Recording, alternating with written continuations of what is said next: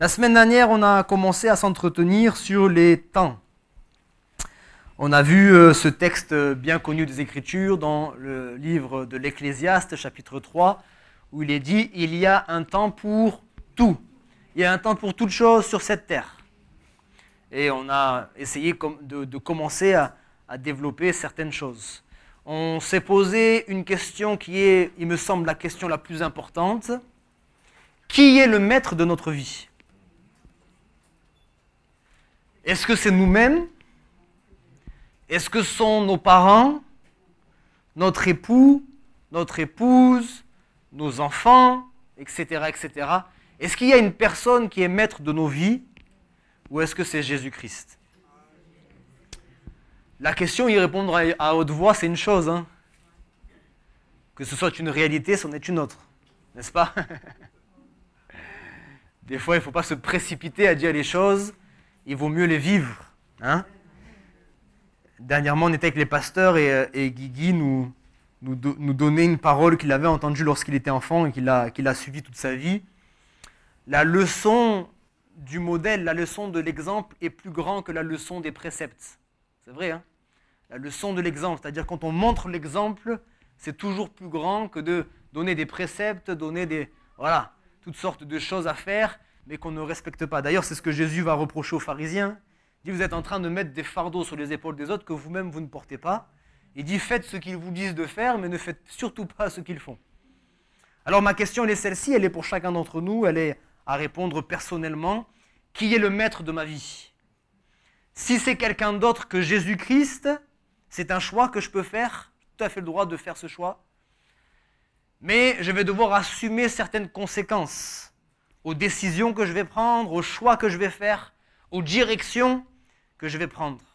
Mais si c'est Jésus-Christ qui est le maître de ma vie, si c'est Dieu qui est le maître de ma vie, qui est au contrôle de ma vie, alors il y a une parole que je peux me rappeler constamment dans n'importe quel moment, c'est que tout concourt au bien de ceux qui aiment Dieu et de ceux qui sont appelés selon ses desseins. Mais pour cela, il faut avoir donné sa vie à Christ. Tout concourt au bien de ceux qui aiment Dieu, c'est-à-dire tout ce que je vais traverser va concourir à mon bien à partir du moment où je suis dans ses voies, à partir du moment où je suis dans sa volonté. Si je suis en dehors de sa volonté, c'est pas forcé que ce qui va m'arriver va concourir à mon bien. Au contraire. Alors c'était une question à laquelle il fallait qu'on réponde chacun d'entre nous. On a vu ensemble que tout concourt au bien de ceux qui aiment Dieu, les temps de victoire comme les temps d'échec, les temps de joie comme les temps de peine, les temps de santé comme les temps de maladie, les temps d'abondance comme les temps de disette, des temps que chacun d'entre nous vivons. Amen. Et ça, c'est quelque chose avec lequel il faut qu'on soit au clair. Jésus va le dire dans Matthieu 5, verset 45, je le cite pour vous. « Dieu fait lever son soleil sur les méchants et sur les bons, et il fait pleuvoir sur les justes et sur les injustes. » Je m'arrête juste un instant pour que vous compreniez, peut-être vous remarquez que il va d'abord citer le groupe de personnes qui est le moins logique. Il dit, il fait lever son soleil sur les méchants et sur les bons. Sur les bons, on est d'accord qu'il fasse lever son soleil, mais sur les méchants, Seigneur, sur eux, il ne faut pas que le soleil se lève. Il faut qu'ils restent dans les ténèbres. Et il fait pleuvoir sur les justes. Qu'il pleuve sur les injustes, c'est une chose, mais qu'il pleuve sur les justes, pourquoi ? Ça symbolise quoi ? Le soleil, c'est les moments de bénédiction. La pluie, c'est les moments de tristesse, les moments plus difficiles, les moments d'échec. Mais tout homme et toute femme sur cette terre vit des moments de soleil et des moments de pluie. Des moments bons et des moments moins bons. Alléluia. Donc, je vais vous inviter ce soir à continuer notre voyage au travers de la Bible, au travers de la parole de Dieu, parce que nous l'avons chantée, je crois qu'elle est la vérité. C'est elle qui peut nous libérer et nous voulons plonger nos regards dans cette parole pleine de vie. Alléluia. Donc, on va voyager ensemble au travers de la parole de Dieu pour découvrir ce qu'elle nous dit sur ces temps. On va commencer avec un temps qu'on n'aime pas, mais qu'on passe quand même, je l'ai dit, les temps de détresse. Temps de détresse. Il y en a qui connaissent des temps de détresse ?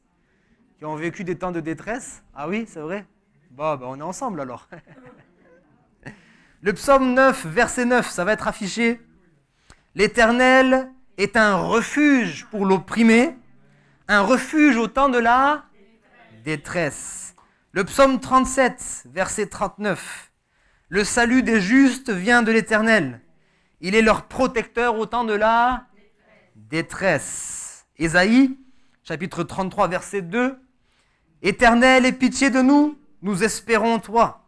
Sois notre aide chaque matin et notre délivrance au temps de la détresse. Il y aura des temps de détresse.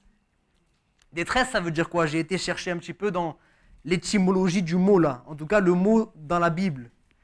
Il est question d'angoisse, de malheur, de souffrance, de péril. On parle de vraie détresse là. Cette parole, elle est pour quelqu'un qui est toujours déprimé. Cette parole, elle est pour quelqu'un qui a toujours peur. Peur de tout le monde. Peur du lendemain. Cette parole, elle est pour quelqu'un qui vit malheur sur malheur. Difficulté sur difficulté. Cette parole, elle est pour quelqu'un qui souffre dans son corps, qui souffre dans son cœur. Cette parole, elle est pour quelqu'un qui ne fait que vivre des difficultés. Cette parole, elle est pour celui ou celle qui a envie de plonger ses regards vers Jésus-Christ. La Bible dit que Jésus-Christ, il est mon refuge. Refuge, j'ai cherché aussi. Ça veut dire lieu élevé, hauteur fortifiée, retraite et forteresse. Alléluia. Jésus-Christ est mon refuge. Il nous aide à traverser les moments difficiles. Il nous aide à prendre de la hauteur. Il est question d'auteur fortifiée. Il nous aide à prendre de la hauteur sur nos problèmes. Bien souvent dans la Bible, les eaux, ça a une mauvaise connotation. C'est en lien avec les ténèbres, c'est en lien avec l'ennemi, etc., etc. Mais il y a soit on est submergé par les eaux, soit on peut faire comme Pierre et marcher sur les eaux. Alléluia. Parce que quand Jésus-Christ il vient à notre rencontre, il dit « Ne crains pas, c'est moi. N'aie pas peur, c'est Jésus-Christ. Je suis ton refuge. Je suis ton protecteur. Je suis ton sauveur. Je suis ton Seigneur. Je suis celui qui vient à toi. Et tu peux venir à moi. Tu peux marcher sur les eaux. Alléluia. Au lieu d'être submergé par tes problèmes, tu peux marcher sur tes problèmes. Je t'aide à prendre de la hauteur sur tes problèmes. Je lève mes yeux vers les montagnes. D'où me viendra le secours? Le secours me vient de l'Éternel qui a fait les cieux et la terre.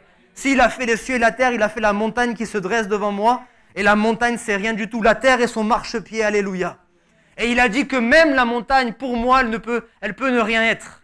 Il dit, si tu as de la foi comme un grain de sénévé, si tu as de l'assurance et si tu ne doutes pas, tu diras à cette montagne de se déraciner, de se jeter dans la mer, et elle se jettera dans la mer. Alléluia. Parce que nous devons mettre notre confiance en l'Éternel. Il est notre refuge. Il est celui sur qui nous pouvons nous appuyer. Parce que oui, il y aura des temps de détresse. Mais dans les temps de détresse, on peut venir se réfugier en Jésus-Christ. On peut venir se cacher. On l'a chanté, hein. Garde-nous au creux du rocher. Alléluia. Garde-nous sous ta protection, sous tes ailes, sous ta main puissante. Garde-nous. Et lorsque je commence à plonger sous les eaux, ton bras vient s'étendre vers moi. Et il me retire des eaux. Alléluia. Et quelqu'un peut peut-être rencontrer des moments difficiles, des moments de détresse. Mais la main de Dieu, elle est toujours tendue. Alléluia. Et ce soir encore, la main de Dieu, elle est tendue. Ce soir encore, la main de Dieu, elle est tendue vers celui qui veut donner sa vie à Christ, qui veut répondre à l'appel. Il appelle encore quelqu'un. Il dit, mais arrête de te débattre tout seul dans les eaux. Arrête de vivre tout seul dans tes combats, dans tes difficultés. Je suis avec toi. Ne promène pas des regards inquiets car je suis ton Dieu.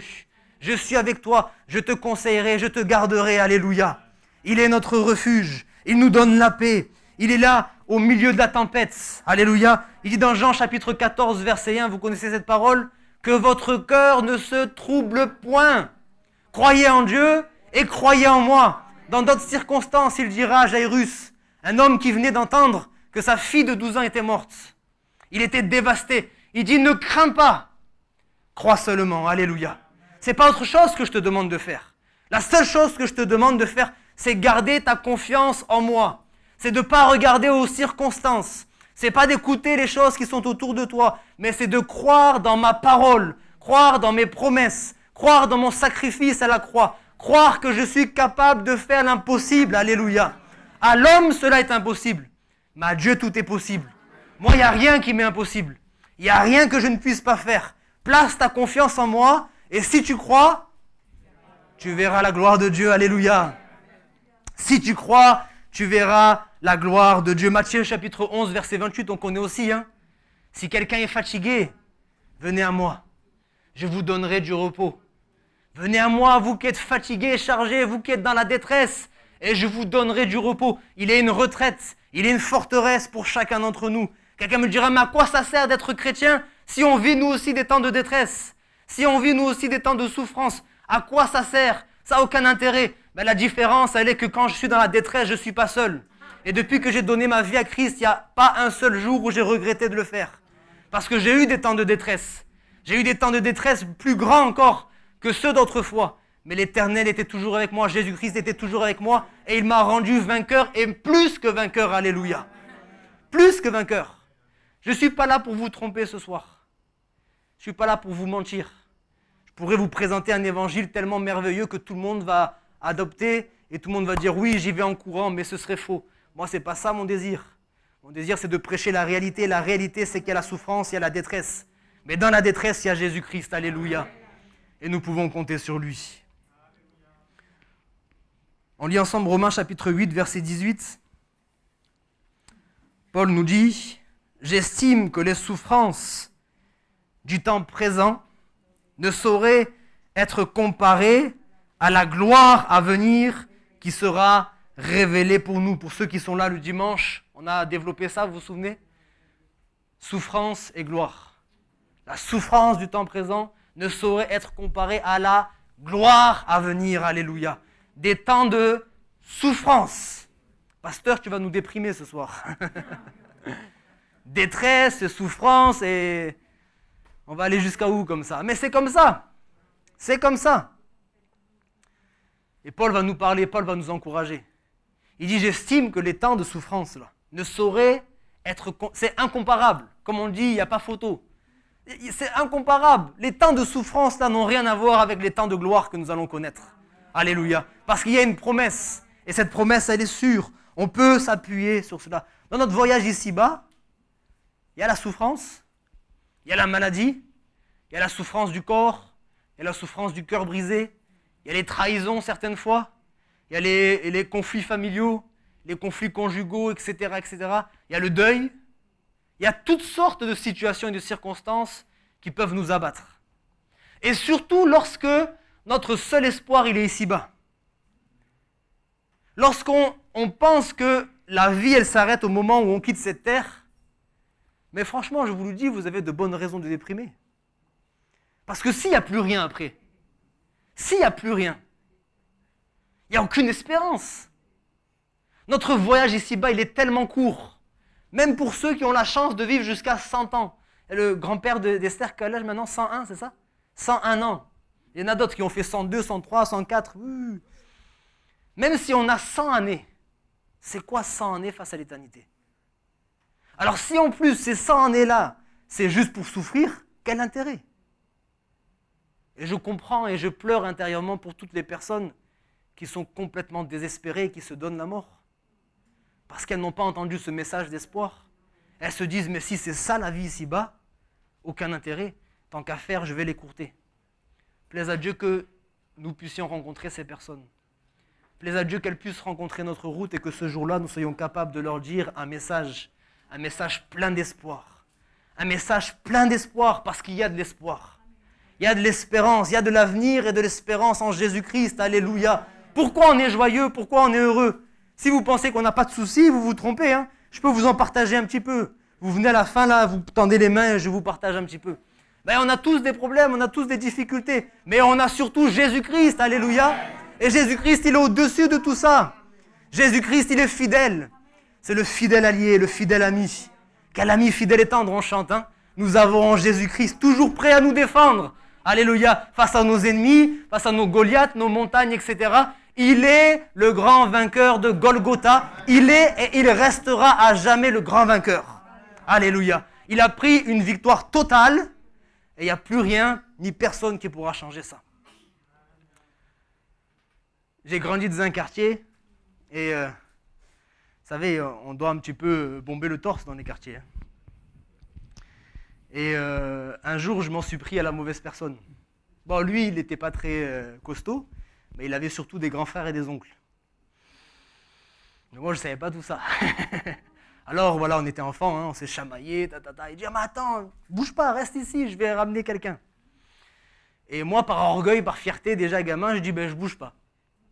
Heureusement, à ce moment-là, mon beau-père est arrivé. Et mon beau-père, c'était quelqu'un qui était craint, qui était costaud et tout ça. Mais quand il était là, j'avais une assurance. Je me plaçais derrière lui et je disais, alors, tu vas faire quoi maintenant? Vous voyez? Et pourtant, c'était qu'un homme. Et pourtant, c'était qu'un homme. Mais vous voyez, quand on est derrière la bonne personne, d'un coup, il y a une paix qui s'installe. J'avais peur, hein? J'ai dit, mais qui est-ce qui va ramener tout ça? Dès que mon beau-père est arrivé, je dis, bon, ça va, je suis en sécurité. À combien plus forte raison lorsque nous avons Jésus-Christ avec nous? Celui qui est en nous, il est plus grand que celui qui est dans le monde. Et si Dieu est avec nous, qui sera contre nous? Alléluia.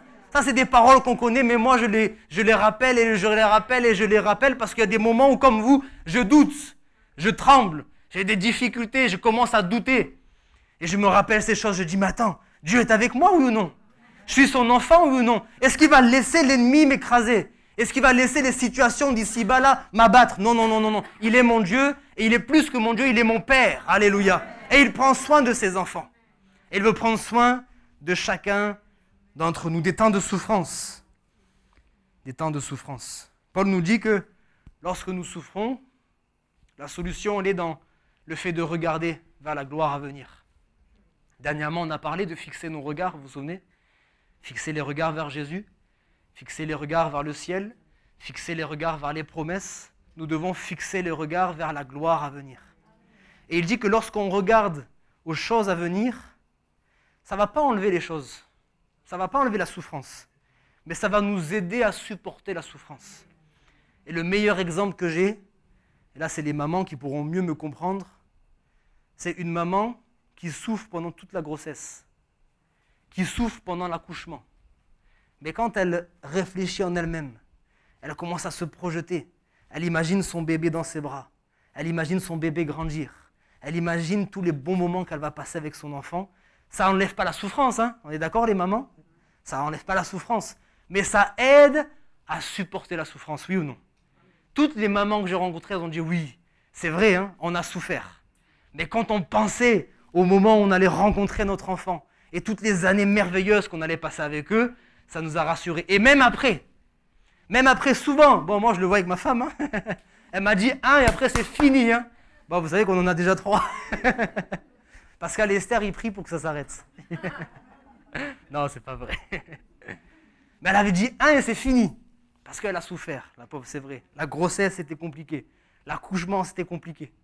Elle a dit et après c'est fini. Mais qu'est-ce qui s'est passé quand elle a accouché? Qu'elle a vu notre première, elle a presque oublié. Dans sa tête, c'est là. Hein. Elle sait qu'elle a souffert. Mais elle a oublié la souffrance. Parce que la gloire à venir, elle est incomparable par rapport aux souffrances présentes. Et je crois que c'est vraiment ça la solution. Regardez à la gloire à venir. La gloire à venir, c'est quoi? Ça peut être demain, avant même qu'on soit dans le ciel. La gloire à venir, c'est la promesse de Dieu qui arrive, qui est en chemin. La gloire à venir, c'est quand Dieu va intervenir dans notre situation pour changer le mal en bien. La gloire à venir, c'est quand il va mettre un stop à la souffrance. Lorsqu'il va intervenir avec puissance, avec gloire, alléluia. Il va manifester sa puissance dans notre vie. Il va faire de notre expérience, notre situation, un moyen de glorifier son nom, alléluia. On pense bien à cet homme qui est né aveugle. Il dit, mais c'est pas pour ses parents, c'est pas que lui il a péché dans le ventre de sa mère ou toutes ces choses. Ça, c'est des raisonnements humains. C'est pour que la gloire du Père soit manifestée, alléluia. Et des fois, Dieu se sert de nos situations pour glorifier son nom, amen. Alors Seigneur, si ma situation, elle peut glorifier ton nom, alléluia, je suis heureux de passer par ces moments-là.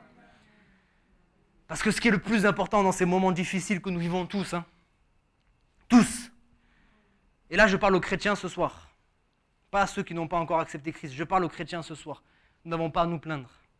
Ah non, parce qu'on vit les mêmes souffrances que les autres, à la différence, comme je l'ai dit, nous avons Christ. Si nous, avec Christ, on est toujours abattus, comment est-ce qu'ils vont vouloir accepter Christ dans leur cœur? Soyons heureux, alléluia. Soyons joyeux, alléluia. Réjouissons-nous en espérance et dire réjouissez-vous en espérance. Soyez patients dans l'affliction, alléluia. Persévérez dans la prière. Il y a ces 3 choses, se réjouir, être patient et persévérer. Ces 3 choses, on les trouve où? Dans le fruit de l'esprit, alléluia. L'amour, la joie, se réjouir. La paix, la patience, être patient dans l'affliction. Et après, il dit la fidélité, la persévérance, alléluia. Quand l'Esprit de Dieu il est en nous, normalement, il n'y a aucun effort à faire. Il donne ces choses, il porte du fruit. On est dans la réjouissance, on est patient et on est persévérant. Amen. Regardons à la gloire à venir. Et puis, si vous voulez bien, on va avancer pour des meilleurs temps. Dans le psaume 32, versets 5 à 8, il est dit « Je t'ai fait connaître mon péché, je n'ai pas caché mon iniquité, j'ai dit j'avouerai mes transgressions à l'Éternel, et tu as effacé la peine de mon péché. Qu'ainsi tout homme et toute femme, pieux ou pieuse, te prie au temps convenable, Si de grandes eaux débordent, elles ne l'atteindront nullement. Tu es un asile pour moi, tu me garantis de la détresse, tu m'entoures de chants de délivrance. » Et là maintenant c'est Dieu qui parle. « Je t'instruirai et te montrerai la voie que tu dois suivre. Je te conseillerai et j'aurai le regard sur toi. » Amen. On peut lire tout de suite aussi Psaume 69, verset 13.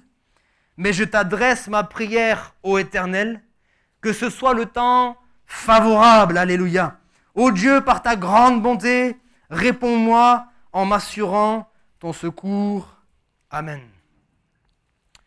Je crois vraiment que tout concourt au bien de ceux qui aiment Dieu. J'y crois vraiment de tout mon cœur. Même les temps de détresse et les temps de souffrance. Ces temps-là, qu'est-ce qu'ils font? Qu'est-ce qu'ils produisent dans nos vies? Ils nous poussent dans nos retranchements. Oui ou non? Ils nous emmènent à rentrer en nous-mêmes, à réfléchir un petit peu à notre situation, à notre vie. Ces moments-là, ils sont importants. Parce que la vie, c'est une course, n'est-ce pas? La vie, c'est une course, et de plus en plus, on vit dans un monde où ça va de plus en plus vite. C'est trop rapide. On n'a jamais le temps de s'arrêter. Et justement, dans les psaumes, il y a des pauses. Les psaumes, c'est des chants, vous savez, il y a des pauses, il y a des temps. Des fois, c'est important de faire une pause dans notre vie. Ce soir, c'est une pause. Ce soir, c'est une pause, un moment où on est loin de tous les bruits là d'ici-bas. On est loin de toutes les attaques, toutes les oppressions de l'adversaire. On est sous sa protection, alléluia. Mais on va quitter ce lieu dans un instant. Alors si celui qui nous assure la protection, il ne repart pas avec nous, on sera à nouveau au milieu des loups, on sera à nouveau dans la détresse, dans la souffrance, etc., etc. Mais ce qu'il y a de merveilleux ici, on peut venir, le cœur vide, ou le cœur rempli de haine, rempli de souffrance, rempli d'angoisse, rempli de peur, venir rencontrer non pas une religion, mais une personne, Jésus-Christ, et repartir avec lui dans notre maison, alléluia. Il nous suit, il nous accompagne. Là où tu vas, je vais avec toi, je t'accompagne. Je ne t'abandonne pas. Je ne t'abandonne pas, je ne suis pas un homme pour mentir, ni fils d'un homme pour me repentir. Quand je dis une chose, je l'accomplis toujours. Il est Dieu, au-dessus de toute chose, au-dessus de tout nom, il est Dieu. Et je crois que ce soir est un temps convenable. Ce soir est un temps favorable. C'est le moment de prier. Le psalmiste, en l'occurrence David, pendant une période va cacher son péché. Et ça, c'est ce qu'on fait tous. Il était conscient de son péché, mais il ne voulait pas le reconnaître. Il est dit dans le verset 3, ne cherchez pas, tant que je me suis tu, mes os se consumaient, je gémissais toute la journée. Tant que je me suis tu, tant que je n'ai pas avoué, tant que je n'ai pas reconnu mes fautes, il y avait quelque chose en moi qui me détruisait de l'intérieur. J'étais angoissé, j'étais abattu, j'étais dans la détresse, j'étais dans la souffrance. Et je ne voyais pas ta main se tendre vers moi. Mais à un moment donné, il a reconnu. Il a accepté le proverbe 28, verset 13. Il nous dit, celui qui cache ses transgressions ne prospère point. Mais celui qui les avoue et qui les délaisse obtient miséricorde. Celui qui les avoue et qui les délaisse, on doit reconnaître notre péché. Devant Dieu, il n'y a pas de quoi faire le fier. Devant Dieu, il est lumière, il est 3 fois saint. Qui peut se considérer comme saint, comme juste devant Jésus ou devant Dieu? Personne. Quand on est devant lui à sa lumière, les choses que nous cachions jusqu'à maintenant, elles sont mises en lumière. On ne peut plus les nier. C'est pour ça que tant qu'on est dans les ténèbres, je crois que notre frère en parlait dimanche, tant qu'on est dans les ténèbres, on ne voit pas les taches. On ne voit pas ce qui va mal. Mais dès que la lumière arrive, tout est mis en lumière. Tout est placé là au regard de tous. Et le Seigneur, il n'est pas là pour nous humilier. Il n'est pas là pour nous dire tu es un pécheur et tu resteras pécheur et tu vas rester comme tu l'es. Non, il est là pour te dire tu es pécheur, mais je suis venu avec une bonne nouvelle. Alléluia. L'évangile, c'est une bonne nouvelle. La bonne nouvelle, vous savez, c'est quoi? J'ai donné mon propre fils, Jésus-Christ. Mon fils, mon bien-aimé, mon seul, mon unique. Je l'ai donné afin que quiconque croit ne périsse pas, mais qu'il ait la vie éternelle en Jésus-Christ. Alléluia. Sa volonté, c'est pas de nous laisser toujours dans l'humiliation. C'est pas de nous laisser toujours dans la culpabilité. Sa volonté, c'est de nous relever. Sa volonté, c'est de nous pardonner. Sa volonté, c'est d'effacer le péché, d'effacer la douleur de notre péché, la honte de notre péché. C'est ça sa volonté. Jésus-Christ n'est pas mort sur la croix pour rien, je termine sur ça. Quand on n'accepte pas de recevoir le pardon, et je vais plus loin, quand on n'accepte pas la guérison, on fait de la mort de Jésus une mort vaine, une mort inutile. Oui ou non? Est-ce que vous me comprenez? Il est mort pour ça. C'est la même chose que lorsque quelqu'un vient avec un cadeau, il a déjà dépensé son argent.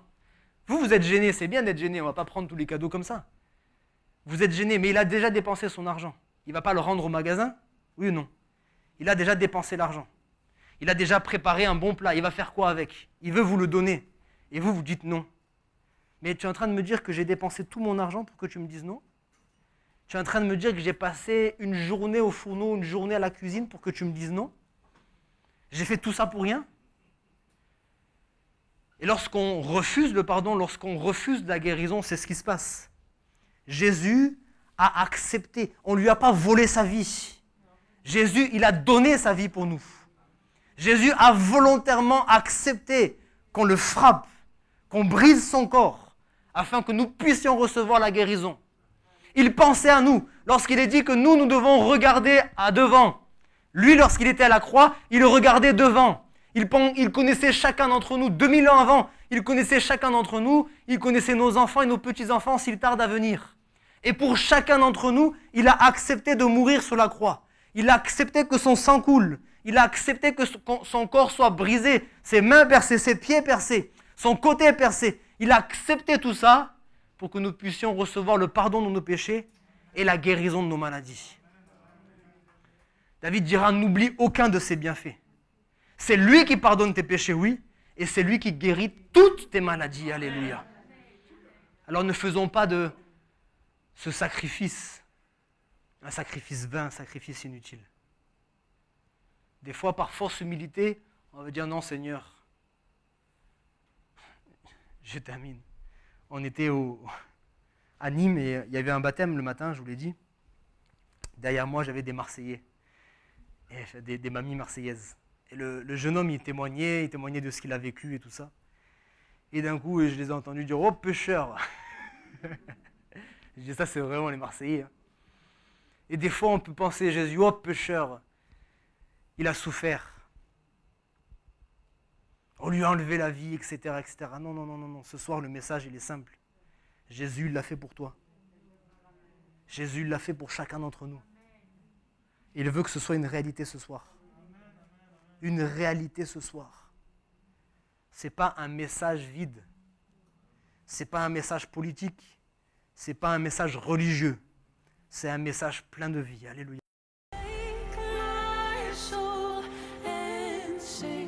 Sing his praise aloud.